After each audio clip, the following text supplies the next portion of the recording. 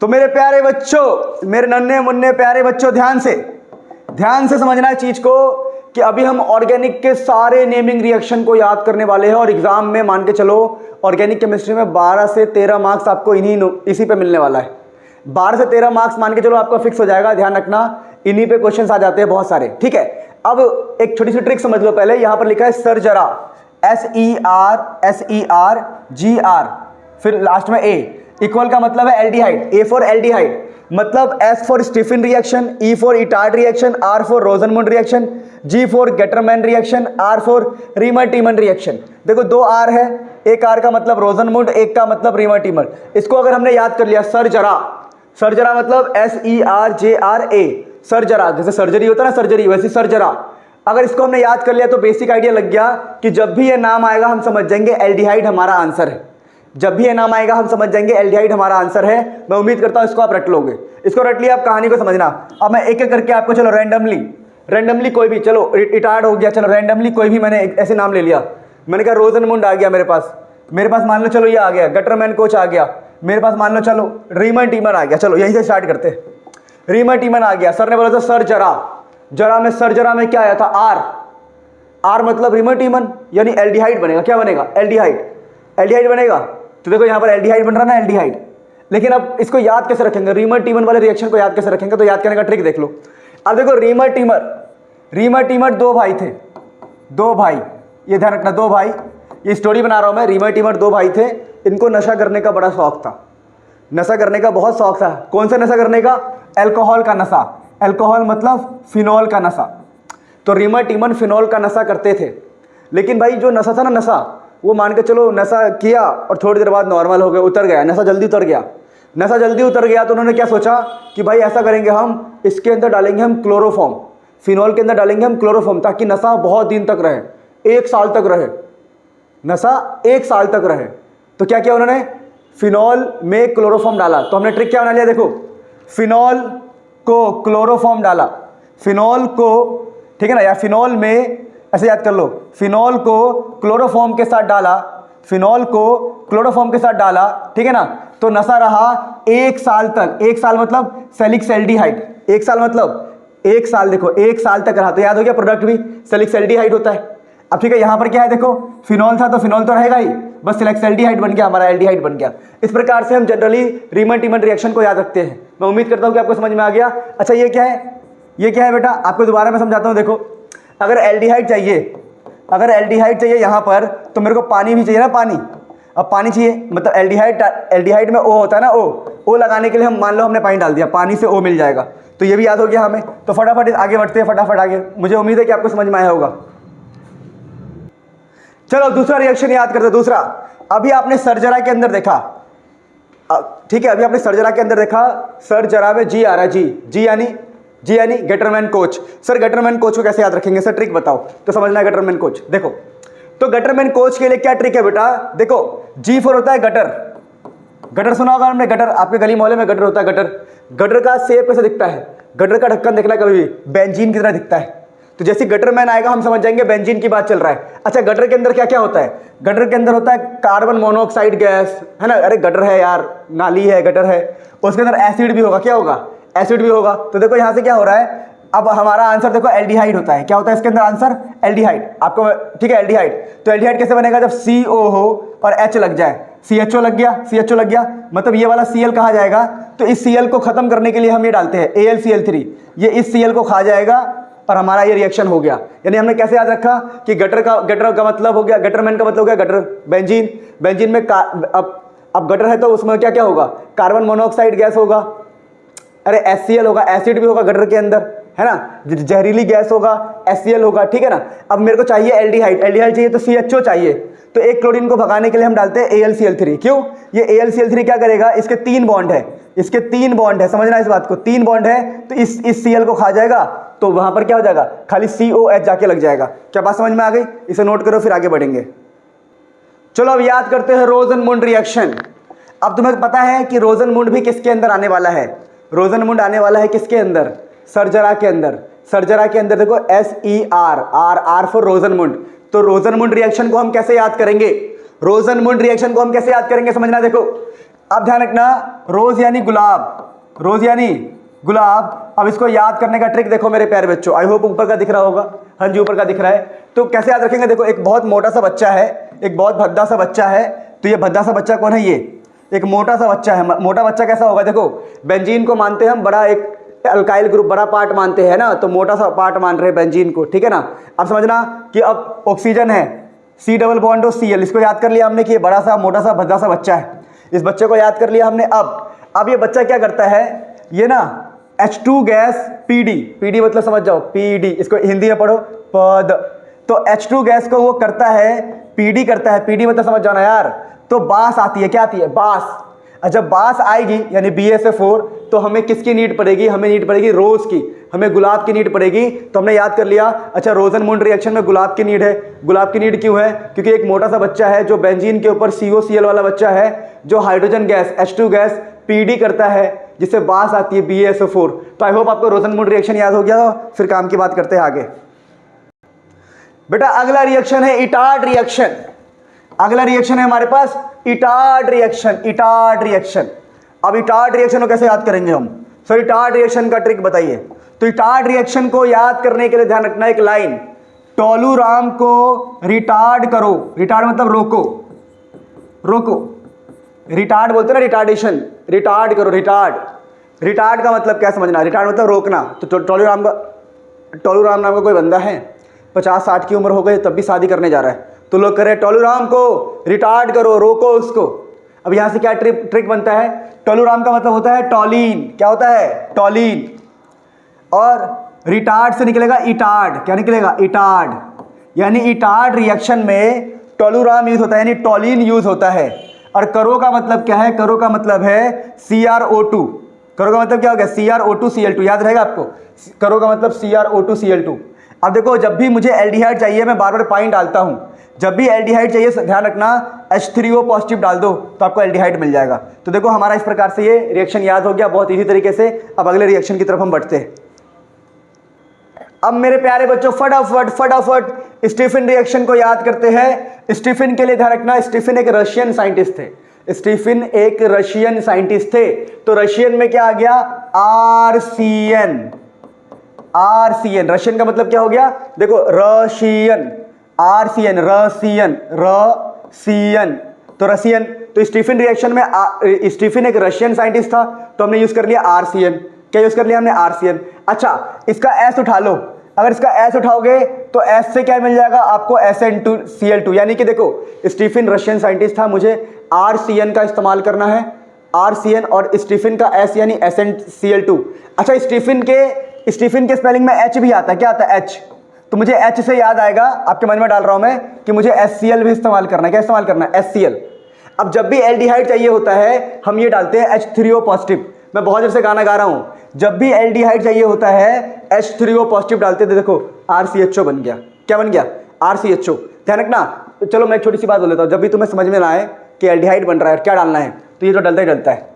काफी ज्यादा चांस है कि हर रिएक्शन में आपको ये दिखाई देगा। इस प्रकार से हमने भी याद कर लिया, स्टीफन एक रशियन साइंटिस्ट था, RCN है, उसमें क्या डाला हमने, S for SnCl2। स्टीफन की स्पेलिंग में H आता है, H यानी HCl डाला, और पॉइंट तो हर रिएक्शन में डाल रहे हैं हम, H3O पॉजिटिव तो हर रिएक्शन में डाल रहे हैं, तो RCHO बन जाएगा, यानी एल्डिहाइड बन जाएगा। क्या बात समझ में आ रहा है, फटाफट नोट करो फिर आगे बढ़ते। ठीक है ना, आपको याद होगा मैंने क्या कहा था कि जितने भी रिएक्शन होते हैं उन सबका आंसर, इस वाले रिएक्शन का सर जरा इन सबका आंसर एल्डिहाइड होगा। देखो तो S फॉर स्टीफन, तो स्टीफन का आंसर, जो स्टीफन है उसका भी आंसर भी एल्डिहाइड ही है, एल्डिहाइड आंसर होगा। तो कंफ्यूज नहीं होना है बिल्कुल भी, फटाफट नोट करो फिर आगे बढ़ते। बेटा अब हम पढ़ेंगे अल्कोहल फिनॉल ईथर के रिएक्शन। अब ध्यान रखना, अल्कोहल फिनॉल ईथर में जितने भी नेमिंग रिएक्शन है उन सबको मैंने नोट डाउन किया है ट्रिक के साथ। रीमन टीमन रिएक्शन में क्या ट्रिक लगता है वो आपको पहले से पता है, नहीं पता तो सुन लो एक बार और, ठीक है ना। तो क्या सुना रहा हूं मैं आपको, देखो रीमन टीमन रिएक्शन, तो ध्यान रखना रीमन टीमन दो भाई थे, रीमन टीमन दो भाई थे, और इनको ना फिनॉल का नशा करने का शौक था। फिनॉल मतलब ये फिनॉल का नशा करने का शौक था, लेकिन जब ये नशा करते थे तो थोड़ी देर बाद नशा उतर जाता था। थोड़ी देर बाद नशा उतर गया तो इनको यार मज़ा नहीं आ रहा, तो उन्होंने सोचा मैं इसमें नशीली दवाई डालूंगा क्लोरोफॉर्म। मैं इसमें नर्सरी दवाई डालूंगा क्लोरोफॉर्म। तो क्या सोचा गया कि फिनॉल को क्लोरोफॉर्म के साथ लेंगे, फिनॉल को KOH क्लोरोफॉर्म के साथ लेंगे तो नशा बहुत टाइम तक रहेगा। तो नशा कितने टाइम तक रहा? 1 साल तक। ऐसे याद कर लेना, 1 साल तक। साल का मतलब हो गया सैलिसल्डिहाइड, साल का मतलब क्या हो गया? सैलिसल्डिहाइड। इस प्रकार से हमने रीमन टीमन रिएक्शन को चुटकियों में याद कर लिया।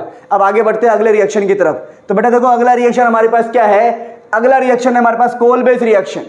अब कोलबे का मतलब समझ लो। देखो पहली बात तो जो भी हम रिएक्शन पढ़ रहे हैं अभी वो फिनॉल का है। तो देखो ये फिनॉल है, कैसे याद रखेंगे? देखो कोलबे का तो K फॉर होता है बेटा काला, K फॉर क्या हो गया? काला। K से मैंने उठाया काला, क्या उठाया मैंने?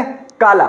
और K से ही मैंने उठाया, देखो K से मैंने एक और चीज उठाया, मैंने उठाया KOH। ध्यान रखना, कोलबे दिख जाए कोलबे, K फॉर काला, K फॉर KOH। तो मैंने देखो काला क्या होता है? काला होता है हमारे पास CO2। काला क्या होता है हमारे पास? CO2। और KOH से K से उठाया मैंने KOH। K फॉर काला, काला क्या है हमारे पास? CO2। और K फॉर KOH उठाया मैंने। अब मेरी बात को समझो, जो आंसर इसमें आता ही आता है। अब ये आंसर कैसे आ सकता है समझना। देखो फिनॉल तो छिड़ेगा नहीं, ये OH तो सेम ही रहेगा, लेकिन यहां पर देखना हमने क्या किया, हमने CO2 में ना एक H को ऐड कर दिया यहां से H। तो ये क्या बन जाएगा? COOH, जो यहां जाके जुड़ जाता है। अगर कोई आपसे बोलता है कोलबेस रिएक्शन, क्या बोलता है? तो आप लिखोगे कोलबे। क्या लिखोगे आप? कोलबे। और तुरंत बोलोगे कोलबे, ये तो फिनॉल का रिएक्शन है, ये तो फिनॉल का रिएक्शन है जो सबको पता है। फिनॉल है, इसमें डालना क्या है? इसमें K फॉर काला यानी CO2 डालना है और K फॉर KOH डालना है। तो आपने डाला CO2 और आपने डाला KOH। अब आपको आंसर क्या लाना है? आपको आंसर तो ये लाना है यार, आंसर तो आपको ये लाना है, एसिड लाना है। कैसे एसिड आएगा? तो CO तो है मेरे पास, CO2 तो है, एक H डाल देता हूँ ताकि COOH हो जाए, COOH हो जाए। इस प्रकार से अपने कोलबेस रिएक्शन को याद कर लिया। मैं उम्मीद करता हूँ आपको अच्छा लगा होगा। अब मेरे प्यारे बच्चों हम याद करेंगे डाउस प्रोसेस। डाउस प्रोसेस को कैसे याद रखेंगे? सुनो, ये बड़ा इंपॉर्टेंट है, कई बार एग्जाम में आता है, इंपॉर्टेंट रिएक्शन है। डाउस प्रोसेस को याद करने का ट्रिक क्या रहेगा? देखो कृष्ण जी के जो भाई थे, कृष्ण के भाई थे दाऊ जी। सबको पता होना चाहिए दाऊ जी कृष्ण के भाई थे, वो बहुत बलवान थे। अगर किसी बलवान व्यक्ति को तोड़ना है तो आपको क्या करना पड़ेगा? बहुत प्रेशर डालना पड़ेगा, बहुत टेम्परेचर डालना पड़ेगा, तभी काम होगा। तो ध्यान रखना, हमारी केमिस्ट्री में बलवान व्यक्ति कौन होता है? हमारी केमिस्ट्री में बलवान व्यक्ति ये होता है क्लोरीन वाला। बोलो क्यों? क्योंकि यहां पर क्या होता है? Due two electron pair resonance होता है, और रेजोनेंस से यहां पर आता है डबल बॉन्ड। क्या आता है यहां पर? Double bond. यानी कि ये देखो डाउ प्रोसेस से मुझे क्या रहेगा? डाउ से प्रोसेस रहेगा दाऊ जी। अब दाऊ जी कैसे थे? दाऊ जी बहुत स्ट्रांग थे, और स्ट्रांग व्यक्ति को तोड़ने के लिए क्या चाहिए? High temperature, high pressure. High temperature, तो हम ध्यान रखना, जब क्लोरोबेंजीन को हाई टेम्परेचर हाई प्रेशर पे रिएक्शन करवाते हैं तो फिनॉल बनता है। क्या बनता है? फिनॉल। और इसी को बोलते हैं हम डाउस प्रोसेस। तो डाउस प्रोसेस किसके लिए था? सबसे स्ट्रांग बंदे के लिए। केमिस्ट्री में कौन है? क्लोरोबेंजीन। क्या किया हमने? हाई प्रेशर हाई टेम्परेचर, और बनाना क्या था? फिनॉल। तो हमें KOH डालेंगे ना, KOH। ये ध्यान रखना, छोटी सी बात है, इसको नोट करो, फिर आगे बढ़ते हैं। बेटा आप पढ़ेंगे क्यूमीन प्रोसेस, बहुत इंपॉर्टेंट है, ठीक है ना। ये कमर्शियली फिनॉल प्रिपेयर करने में हेल्प करता है। कमर्शियली मतलब एक लार्ज लेवल पे। अब इसको क्यूमीन प्रोसेस को याद करने की ट्रिक क्या होगी समझना, बड़ा आसान है। देखो C4 क्या होता है? A B C में जाओगे तीसरे नंबर पे आता है, ठीक है, तीसरे नंबर पे आता है। तीसरे नंबर से हम क्या समझ जाएंगे? इसके अंदर है 3 कार्बन है। कितने कार्बन है? 3 कार्बन। अब देखो क्यूमीन जो है, क्यूमीन देखो यहाँ लिखा है मैंने तीसरे नंबर पे, तो मैं समझ जाऊंगा 3 कार्बन है। 1 कार्बन, 2 कार्बन, 3 कार्बन। दूसरा मैं क्या समझूंगा? Cumene seems like benzene. पढ़ने में कैसा रहा है? क्यूमीन बेंजीन, यानी कि नीचे होगा बेंजीन। नीचे क्या होगा? बेंजीन। तो देखो क्यूमीन से C पर है 3 कार्बन होगा, और बेंजीन भी वाली फील दे रहा है, तो एक बेंजीन लटका दिया हमने नीचे। अब ध्यान रखना, क्यूमीन से एक और बात समझ में आती है, कमीना। क्या समझ में आती है? कमीना। यानी क्यूमीन कैसा बंदा है? जिसके 3 कार्बन है और क्यूमीन से फील आ रहा है क्यूमीन बेंजीन, तो उसमें बेंजीन लगा हुआ है। और क्या फील आ रहा है? कि ये कमीना है, C4 कमीना। अगर ये कमीना है तो इसको हवाबाजी करने का शौक है, तो O2 डाल के हम बोलते हैं कि यहाँ पर होता है ऑक्सीडेशन। तो इसने हवाबाजी किया, O2 यानी एयर की तरह मान लो, तो हवाबाजी किया, तो क्या इसको हवा लग गई? तो हमने क्या किया? जो यहाँ पर H है H, उसमें 2 O को डाल दिया, तो यहाँ पर हवा लग गई। अब हवा लग गई तो क्या होगा? किसी को हवा लग गई तो उसकी ज़िंदगी टूट जाती है, बर्बाद हो जाती है। भाई हवा लग गई इसको, ये तो बिगड़ गया। तो तो जिंदगी टूट गई। टूट कैसे गई? देखो यहां से फिनॉल बन जाएगा आपका, ये फिनॉल बन जाएगा और बाकी CH3CH3O बाहर निकल जाएगा, CH3C और डबल बॉन्ड O बाहर निकल गया। इस प्रकार से अपने क्यूमीन प्रोसेस याद कर लिया, फिर आगे बढ़ते हैं।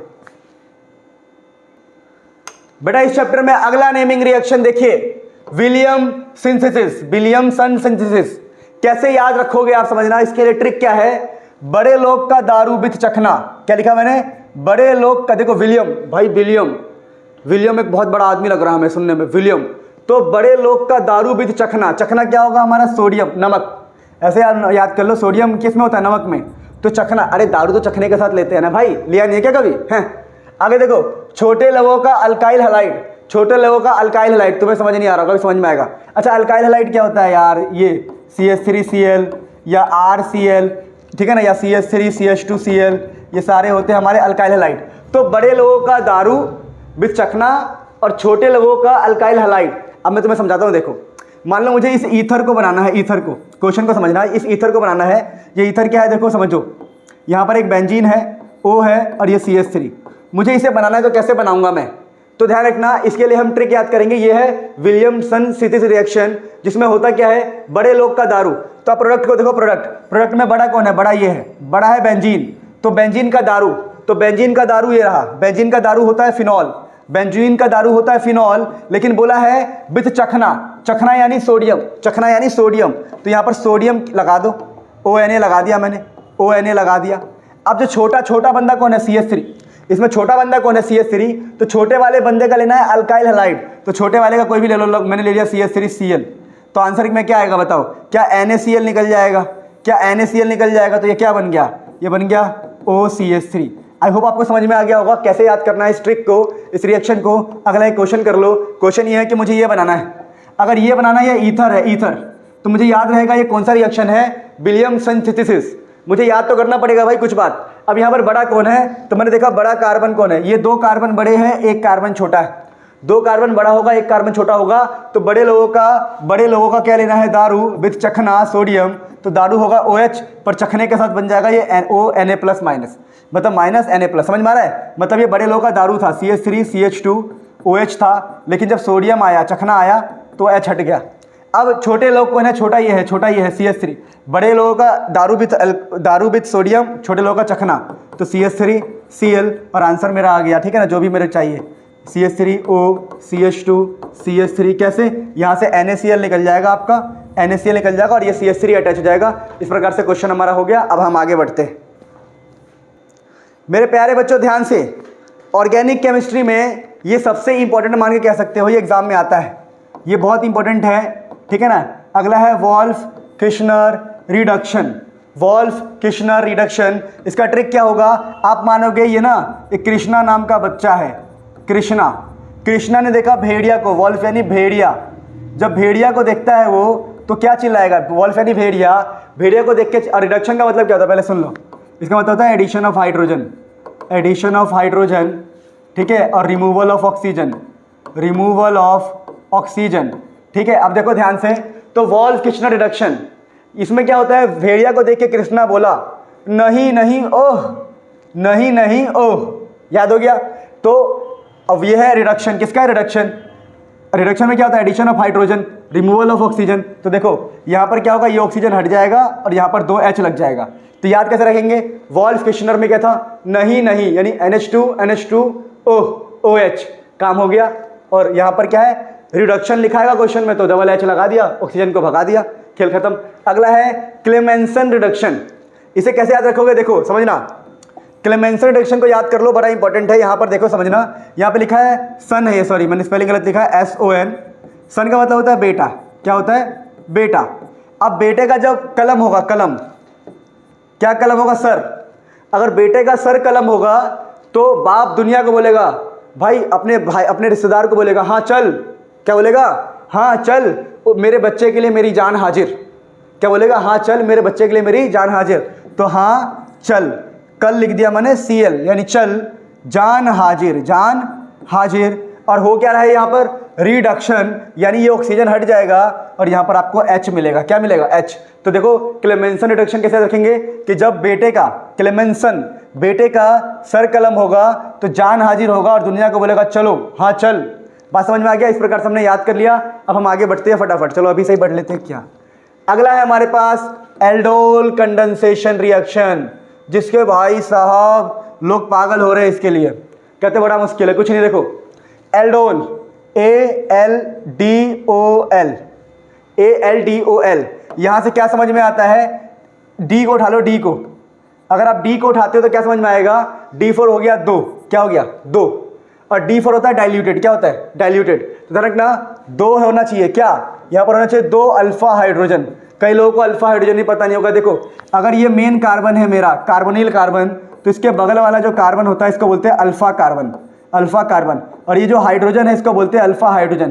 तो ये कहता है कि एल्डोल का मतलब, यहां से मैंने डी उठाया, डी का मतलब होगा 2 अल्फा हाइड्रोजन, कम से कम 2 अल्फा हाइड्रोजन होना चाहिए। दूसरा क्या?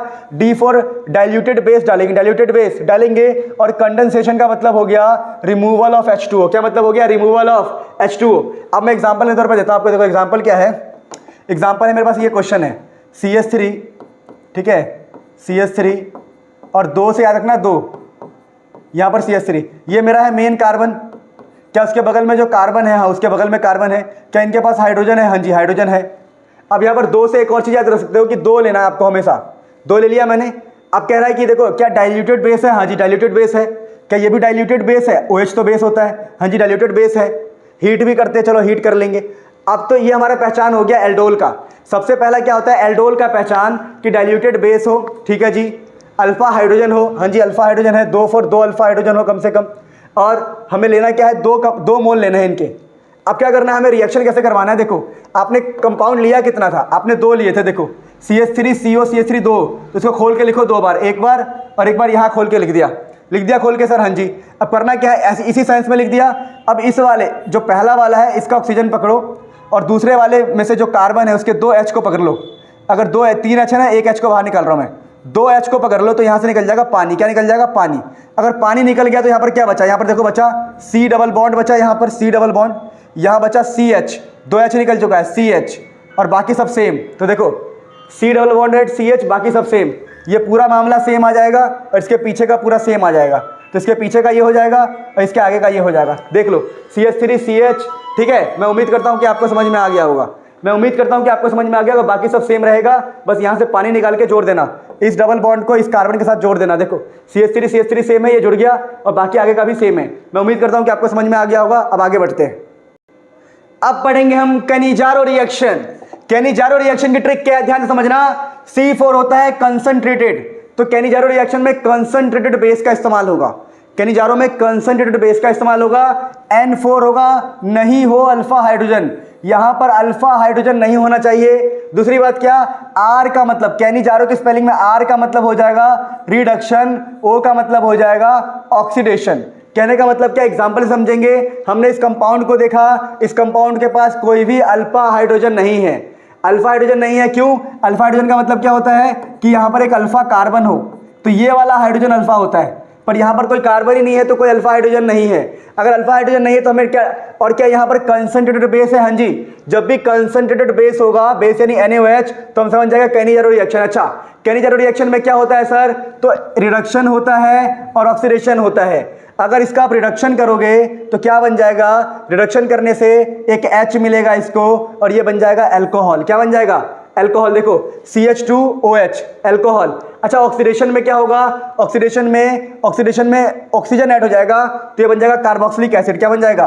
Carboxylic acid. तो ये बन गया हमारा कार्बोक्सिलिक एसिड। लेकिन जो इसका Na होता है, Na वो H को रिप्लेस कर देता है, तो हम यहाँ पर Na लिखते हैं। क्या लिखते हैं? तो ध्यान रखना, एक का ही ऑक्सीडेशन होता है, एक इसी कंपाउंड का ऑक्सीडेशन, इसी कंपाउंड का reduction, as per the trick. अच्छा, अगला देखो, ये कंपाउंड है, क्या इसके पास अल्फा हाइड्रोजन है? तो जी नहीं सर, इसके पास अगल बगल कार्बन ही नहीं है, अल्फा कार्बन है ना। अगर है भी तो हाइड्रोजन नहीं है, अल्फा हाइड्रोजन नहीं है, डाला कंसंट्रेटेड NaOH, यानी ये हो गया हमारा कैनिजारो C4 कंसंट्रेटेड NaOH। तो क्या होगा, एक का ही रिडक्शन होगा, अल्कोहल बनेगा, और एक का ही कार्बोक्सिलिक एसिड बनेगा, तो इसका कार्बोक्सिलिक एसिड बन गया। और आपको पता है H को Na रिप्लेस कर देता है, तो Na ने H को रिप्लेस कर दिया। एक्चुअली में ये H था, इसको Na ने रिप्लेस कर दिया था, तो कैनिजारो रिएक्शन भी हमारा हो गया। उम्मीद करता हूं आपको पसंद आया होगा। चलो गैब्रियल थैलामाइड रिएक्शन की ट्रिक, थैलामाइड रिएक्शन बोलते हैं इसको, गैब्रियल थैलामाइड रिएक्शन इंपॉर्टेंट है काफी ज्यादा। इसकी ट्रिक क्या है, तो इसकी ट्रिक ये है, देखो लिखा है थैलामाइड यानी थैला। अब थैला कैसा दिखता है, थैला देखो हमने यहाँ पर ऐसा बनाया, बेंजीन बनाया, और आगे हमने थैला का रूप दिया इसको, थैला। देखो C double bond O N, ठीक है, यहाँ पे N है, ये NH है यहाँ पर, इसको हमने थैला बनाया। देखो थैले की तरह लग रहा है, ऐसे पकड़ सकते हैं, थैला, समझे। तो गैब्रियल थैलामाइड रिएक्शन में एक थैला बनाया हमने, थैला, इसको याद कर लेना प्लीज। थैला दिख रहा है, ये बिल्कुल थैला दिख रहा है, इसे पकड़ सकता हूं मैं ऊपर से, H से होल्ड कर सकता हूं, थैला है ये। अब ध्यान से समझना, यहां पर हम ट्रिक क्या है, ट्रिक है हमारे पास ये बार क्लब, क्या लिखा है, बार क्लब, यानी कि BRCLB, BR बार क्लब, CLB बार क्लब। देखो Cl ऐसे लिख रहा हूं मैं, Cl, तो ये हो गया CL क्लब। तो बार क्लब, इसका मतलब क्या है कि पहले बेस डालना है, फिर बेस डालना है, फिर RCl डालना है, बेस डालना है, फिर RCl डालना है, फिर बेस डालना है। समझ रहे हो, देखो पहले मैंने बेस डाला, बेस डालूंगा तो क्या होगा, देखो ये जो H है OH के साथ निकल जाएगा, तो क्या मिलेगा हमें, N के साथ K मिल जाएगा, N प्लस K माइनस। तो पहले हमने बेस डाल दिया, बेस के बाद आएगा RCl बार, BR बार क्लब, CLB, तो बेस डाल दिया। अब डालेंगे RCl, क्या डालेंगे, RCl मतलब मैंने डाल दिया CH3Cl। अगर CH3Cl डालूंगा, R का मतलब यही होता है, CH3Cl डालूंगा तो KCl निकल जाएगा, तो N के साथ CH3 जुड़ गया, N के साथ CH3 जुड़ गया, तो बेस ये डल गया, B डल गया, RCl डल गया। अब दोबारा बेस डालना है, क्या डालना है, तो चलो मैंने बेस डाल दिया NaOH, क्या डाल दिया मैंने, NaOH। तो इस NaOH को दो बार आप लिख लोगे, दो बार लिख लोगे, NaOH। अब ध्यान से समझना, ध्यान से यहां पर क्या किया मैंने, समझना, यहां से मैंने N, देखो ये H दिख रहा है, 2H, ये 2H और N को बाहर, इन पूरे को बाहर निकाल लिया, तो क्या बन जाएगा, देखो NCH3 और H2, तो NH2CH3 बचा क्या, फिर यहाँ पर C double bond O NaO और NaO बच गया। इसको बोलते हैं गैब्रियल थैलामाइड रिएक्शन। मैं उम्मीद करता हूँ कि आप इस पर दो बार प्रैक्टिस कर लोगे, आपको याद हो जाएगा।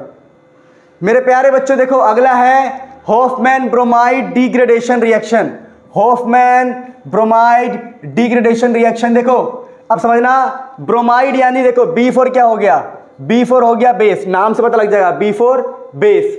दूसरा क्या, B4 ब्रोमीन, B4 ब्रोमीन। और यहां लिखा है अमाइड, अमाइड से कहीं ना कहीं फील आता है अमाइड का, ठीक है, कहीं ना कहीं फील क्या आता है अमाइड का। तो देखो पहली बात ध्यान रखना, हॉफमैन ब्रोमाइड, और यहां पर क्या है डिग्रेडेशन यानी कम, यानी मुझे क्या क्या बात समझ में आ गया कि इसके अंदर बेस का इस्तेमाल होगा, बेस यानी NaOH का इस्तेमाल होगा। दूसरा लिखा है ब्रोमाइड यानी ब्रोमीन का इस्तेमाल होगा, ठीक है। और एक अमाइड होगा, क्या होगा अमाइड, तो अमाइड तो ऐसा ही दिखता है भाई, तुम क्लास 12 के बच्चे हो, अमाइड तो पता ही होगा, अमाइड इसे बोलते हैं। अच्छा, यानी ब्रोमाइड से सब समझ में आ गया, B4 bromine, B4 base use करना, B4 और अमाइड, अमाइड ब्रोमाइड में अमाइड, तो अमाइड में रिएक्शन होगा। और डिग्रेडेशन का मतलब क्या होता है, डिग्रेड का मतलब होता है कम करना, क्या करना, कम।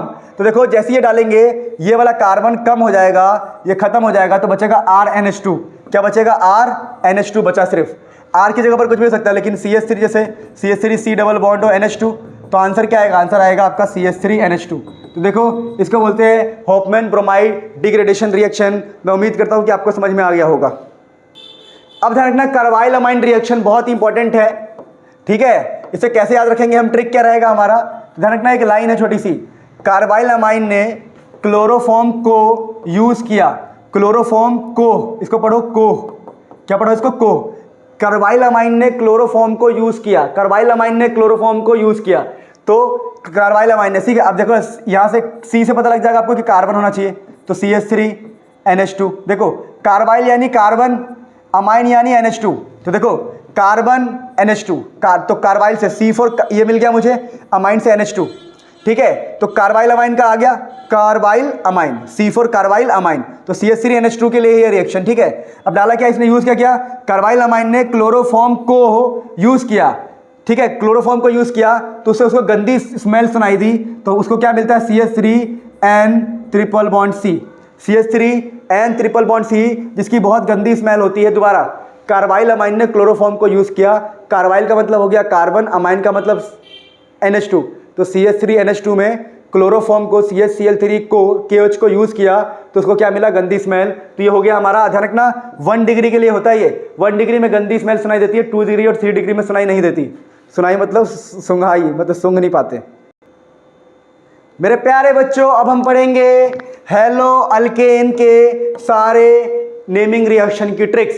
पहला रिएक्शन जो आता है नेमिंग रिएक्शन में वो है फिंकल-स्टीन रिएक्शन। अच्छा, फिंकल-स्टीन रिएक्शन को कैसे याद रखेंगे हम, देखो फिंकल-स्टीन में क्या होता है, जब भी हम कोई अल्काइल हैलाइड लेते हैं और हमें आयोडीन चाहिए, क्या चाहिए, आयोडीन, तो हम इसका इस्तेमाल करते हैं, यानी क्लोरीन की जगह अगर आयोडीन चाहिए तो इसका इस्तेमाल करते हैं। तरीका क्या रहेगा, तरीका देखो, फिंकल में पढ़ो FIN, क्या पढ़ोगे, FIN। तो यहाँ से मुझे समझ में आ जाएगा कि मुझे N और I का कोई रिलेशन है, यानी कि मुझे डालना है NaI, क्या डालना है मुझे, NaI।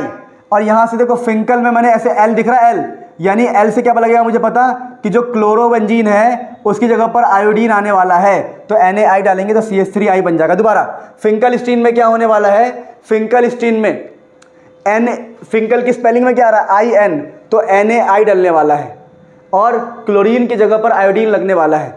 यानी अगर ब्रोमीन भी होता ना तब भी NaI डालते तो वहाँ पर क्या लग जाता, हमारा CH3I लग जाता, ये ब्रोमीन हट जाता। तो बात समझ में आ गया। अच्छा, अगला ट्रिक क्या है, स्वॉर्ज रिएक्शन।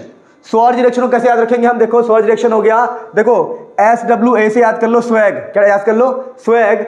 और स्वैग जिस बंदे के पास होता है वो आग फायर वाला बंदा होता है, आग फायर। तो स्वैग में क्या डलेगा, आग फायर, स्वैग है तो आग फायर है। तो देखो CH3Cl था, उसमें डाला हमने AgF, तो आंसर क्या, आग फायर डाला तो CH3F और AgCl, मतलब कि क्लोरीन हट गया, फ्लोरीन लग गया और Ag और Cl बाहर निकल गए। देखो AgCl बाहर निकलेंगे, फ्लोरीन लग जाएगा और हमें पता लग जाएगा जब भी ये होगा आग फायर तो हम समझ जाएंगे ये स्वैग रिएक्शन है। स्वैग मतलब स्वार्ज रिएक्शन है। मैं उम्मीद करता हूँ आपको समझ में आया होगा। अगला देखिए, अगला है हमारे पास वुर्ज रिएक्शन। अब वुर्ज रिएक्शन को कैसे याद रखेंगे, क्या ट्रिक है वुर्ज रिएक्शन का, तो वुर्ज रिएक्शन का ट्रिक बहुत सिंपल है। देखो वुर्ज मतलब बुजुर्ग, क्या हो गया, बुजुर्ग, बुजुर्ग यानी तुम्हारे नाना, तो हमें यूज करना है 2Na, क्या यूज करना है, 2Na यूज करेंगे तो अल्काइल हैलाइड भी 2 लेंगे, कितने लेंगे, 2। अब याद हो गया। अब जो हमारे नाना है वो बुजुर्ग है, बुजुर्ग यानी कि वुर्ज रिएक्शन में नाना यूज होगा, यानी 2Na यूज होंगे। दूसरी बात, अगर बुजुर्ग है तो उनकी स्किन जो है ड्राई हो जाती है, ड्राई, तो हमने बोला कि ड्राई ईथर डालेगा, क्या डालेगा, ड्राई ईथर। स्किन ड्राई हो गई, बूढ़े है ना हमारे नाना, तो देखो क्या होगा, अब हमारा CH3 बन गया। क्यों, जब आपने 2Na लिया और 2CH3 लिया तो क्या होगा, ये आपस में जाके आगे जुड़ जाएंगे, CH3 बन जाएंगे। कैसे, 2NaCl निकलता है यहाँ पर, अगर 2NaCl निकलेगा तो ये आपस में जुड़ जाएंगे। इसे याद कर लो, फिर आगे बढ़ते हैं। जब 2 CH3 हमने डाला ना, 2 CH3, तो आपस में जब Cl हट जाएगा ना, Cl, तो ये आपस में जुड़ जाएंगे, ठीक है ना, कॉल आ गया, समझ चला गया था। अगला देखो, अगला रिएक्शन क्या है हमारे पास, फिटिक रिएक्शन। जैसे अब F4 याद रखोगे, फादर, क्या याद रखोगे, फादर, F4 याद रखोगे, फादर, क्या रखोगे, फादर। तो ध्यान रखना इसमें क्या होता है, फिटिक रिएक्शन में ध्यान रखना, इसमें हम इसको इस्तेमाल करते हैं, क्लोरोबेंजीन, ठीक है। और F में फादर क्यों बोल रहा हूँ, फादर, आप क्लोरोबेंजीन की जगह पर इसको फ्लोरोबेंजीन एज्यूम कर लो, पर है क्लोरोबेंजीन, ठीक है ना। तो हमने फ्लोरोबेंजीन यूज कर लिया ताकि हमें F4 फिटिक दिख जाए, F4 फादर लग जाए, ठीक है, और F4 फ्लोरोबेंजीन भी मिल जाए। F4 फिटिक, F4 फादर, F4 फिटिक और F4 फ्लोरोबेंजीन। तो देखो जब ये हमारे फादर है, फादर, तो फादर भी देखो अब हमारी एज हो गई है काफ़ी, 35, 26, 30 साल या 19, तो पापा की स्किन भी क्या हो जाएगी, ड्राई, तो पापा की स्किन भी ड्राई हो जाएगी और पापा हमारे नाना की तरह हो जाएंगे। तो देखो इसमें भी डलेगा 2Na और ड्राई ईथर, ड्राई ईथर मतलब वही। तो दोबारा क्या होगा, दोबारा क्या होगा, ये भी 2 लेना है आपको। जब 2Na लिया है तो ये भी 2 और ये जाके आपस में 2 हो जाएंगे, ये जुड़ जाएंगे ऐसे, तो 2 बेंजीन आपके यहाँ पर आपको मिल गए। दोबारा वुर्ज रिएक्शन में नाना थे, वुर्ज रिएक्शन में नाना थे, CH3Cl था जो दुगना हो गया था, CH3 बन गया था, ठीक है। और यहाँ पर क्या है, फिटिक रिएक्शन जिसमें फादर है जो हमारे फ्लोरोबेंजीन है जो दुगना हो जा रहे हैं, नाना की तरह है, 2N नाना हमारे नाना की तरह है। तो ऐसे हमने ट्रिक बना लिया। अगला देखो क्या है, अगला है वुर्ज फिटिक रिएक्शन जो हमारा लास्ट है पूरी ऑर्गेनिक केमिस्ट्री में, ठीक है। अभी देखते हैं वुर्ज फिटिक रिएक्शन में क्या है। वुर्ज में लिया था CH3Cl, फिटिक में लिया था फ्लोरोबेंजीन जैसा, फ्लोरोबेंजीन यानी क्लोरोबेंजीन जैसा। यहाँ पर क्या यूज़ किया हमने, 2Na ट्राई ईथर, तो पता ही है ये हमारे फादर है, फादर, फादर किसकी तरह है, नाना की तरह है, 2Na, तो क्या होगा 2 NaCl निकल जाएगा तो ये आपस में जुड़ जाएंगे। देखो CH3 और Cl आपस में, ये बेंजीन वाला आपस में जुड़ जाएगा तो इसको बोलते हैं वुर्ज-फिटिक रिएक्शन। मैं उम्मीद करता हूँ कि आपको हल्का सा ट्रिक समझ में आया होगा। इस वाले में थोड़ा सा समझ नहीं आया होगा, कुछ बन नहीं रहा था जैसे जैसे बनाया है। अगला कुछ है क्या अपने पास? अगला अपने पास कुछ भी नहीं है भाई। सब्सक्राइब करना है, शेयर करना है ईमानदारी से, ऑनेस्टली प्लीज़। ठीक है, मिलते हैं नेक्स्ट वीडियो में। आप डिमांड कर सकते हो, अब मेरी तबीयत ठीक है।